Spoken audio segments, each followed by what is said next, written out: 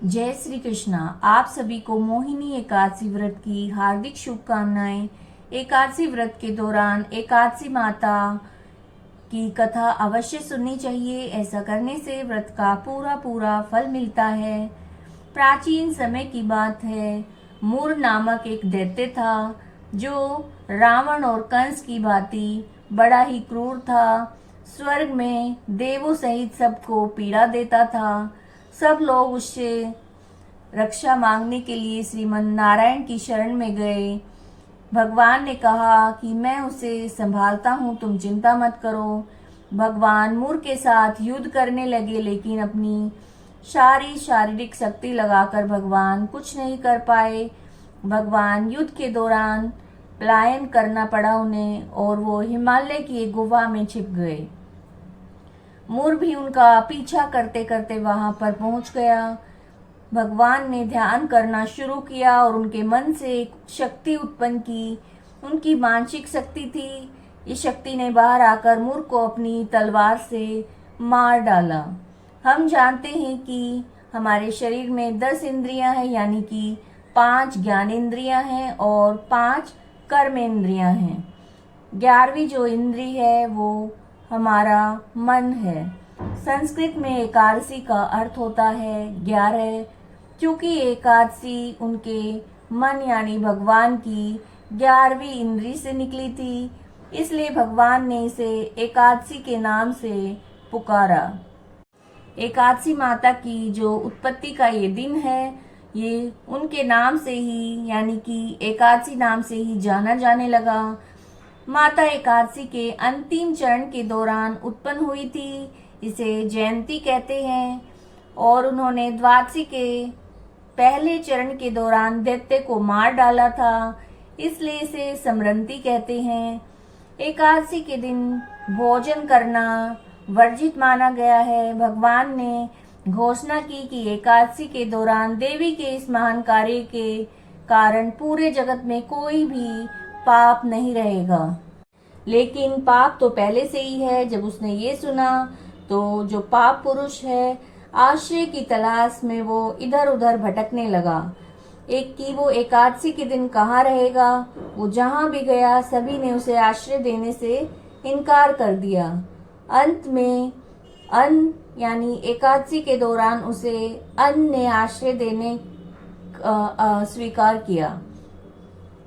इसलिए ऐसा माना जाता है कि एकादशी के दौरान जितने भी पाप कर्म हैं, सब भोजन में आश्रय लेते हैं। जो कोई भी एकादशी के दौरान भोजन करता है, पाप उस व्यक्ति में प्रवेश करेंगे और रोग, समस्या, हानि, परेशानी इत्यादि बन जाएंगे।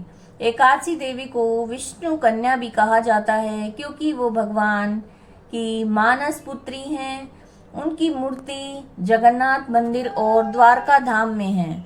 भगवान के धर्म की रक्षा के लिए जितने भी अवतार हैं, वो सभी एकादशी के दिन ही हुए हैं, इसलिए इस दिन को बड़ा ही पवित्र माना गया है।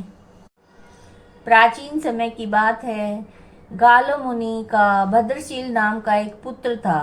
भद्रशील ने छोटी उम्र में ही एकादशी व्रत को पालन करना आरंभ कर दिया था। मुनि ने उन्हें ऐसा करने के लिए कभी भी नहीं कहा था। तो एक बार मुनि ने भद्रशील से पूछा कि उन्हें इस व्रत को करने के लिए किसने कहा है। तो भद्रशील ने कहा कि मैं कई जन्मों से एकादशी का व्रत करता आ रहा हूँ। आमतौर पर किसी को भी अपना पिछला जन्म याद नहीं रहता। जब तक आप माँ के गर्भ में रहेंगे, आपको पिछले जन्म की स्मृतियाँ बनी रहेंगी, लेकिन जन्म से ठीक पहले ये स्मृतियाँ लोप हो जाएंगी, यानी कि आपको कुछ भी याद नहीं रहेगा। लेकिन भद्रशील को अपने पूर्व जन्म की याद उस समय भी थी। वो एकादशी व्रत की शक्ति थी जिसका वो पालन करते थे। वे एक पूर्व जन्म में धर्म कीर्ति नाम के राजा थे। धर्म कीर्ति राजा स्वभाव से बड़ा ही क्रूर और निर्दयी था।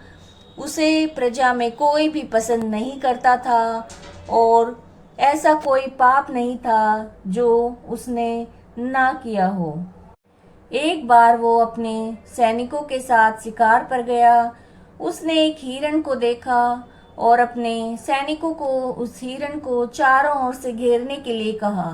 राजा ने कहा कि जो भी हिरण को भागने देगा उसका पूरा परिवार मार डाला जाएगा। जब हिरण ने ये सुना तो सोचा कि बेचारे सैनिक, मैं उनमें से किसी को कुछ भी नहीं होने दूंगा। हिरण राजा के पास से निकलकर भागा। राजा ने हिरण का पीछा किया और सूर्यास्त होते राजा एक घने जंगल के अंदर फंस गया। अब हिरण कहीं नहीं दिखाई दे रहा था। राजा ने एक पेड़ के नीचे रात बिताई और उस दिन उसने कुछ भी नहीं खाया था। उसे चारों ओर से खतरनाक जानवरों की आवाजें आ रही थी। वो सो भी नहीं पाया। राजा ने डर के मारे भगवान श्री हरि का नाम लेना शुरू कर दिया, उनसे प्रार्थना करना शुरू कर दिया और सुबह होते होते राजा की मृत्यु हो गई। यम के दूत आए और उसे यमराज के पास ले गए। यमराज ने पूछा, तुम लोग इन्हें यहाँ क्यों लाए हो? इनका स्थान तो बैकुंठ में भगवान विष्णु जी की बगल में है। उन्होंने कहा कि ये तो महापापी हैं। नहीं, वह सब चला गया है, ये अब पवित्र हो गया है। जिस दिन इसकी मृत्यु हुई उस दिन एकादशी थी और उन्होंने दिन भर उपवास भी किया और रात्रि में जागते हुए भगवान श्री हरि का इन्होंने स्मरण किया। भगवान श्री हरि से इन्होंने प्रार्थना की, उनका नाम लिया। उनके सारे जो पाप हैं वो इस वजह से दूर हो गए हैं और वो अब पवित्र हो गए हैं। यमराज ने स्वयं एक स्वर्ण रथ बुलवाया और राजा को बैकुंठ धाम में भेज दिया। जब लोगों को इस बारे में पृथ्वी पर पता चला तो वे एकादशी का पालन करने के लिए और अधिक उत्साहित हो गए। ये जो एकादशी व्रत है ये सभी पापों से तारने वाला माना गया है। तो इस दिन बड़े ही पवित्र मन से भगवान श्री लक्ष्मी नारायण जी का पूजन और व्रत करना चाहिए। अगर आपको ये वीडियो अच्छी लगी है तो लाइक कीजिएगा, शेयर कीजिएगा और चैनल को सब्सक्राइब कीजिएगा। जय श्री कृष्णा।